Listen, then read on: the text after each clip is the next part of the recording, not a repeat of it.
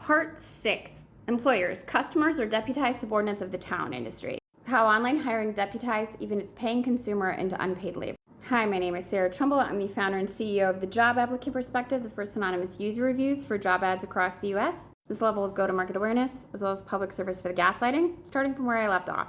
Now look at Job Opening Labor and Turnover Survey from the Bureau of Labor and Statistics from 2016 to 2025.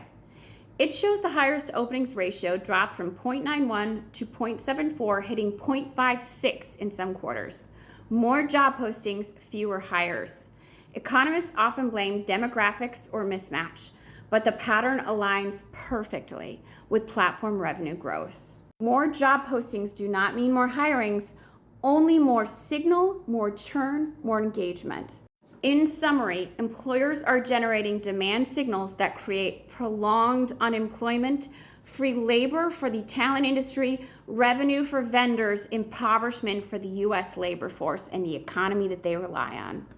Or check out the Lost Generation, Labor Market Outcomes for Post-Great Recession Entrants from the Journal of Human Resources from 2010 to 2021. It's a longitudinal study. It shows that the prolonged unemployment leads to wage scars that last decades. The literature calls this a human capital loss. What it doesn't ask is who benefits from prolonged retries. If retry cycle creates monetizable engagement, then scarring is not just a labor outcome, it's a design outcome. In summary, employers participating in systems that profit from retry cycles without feedback or insight of job seekers are endorsing and enabling decades of wage suppression for American workers.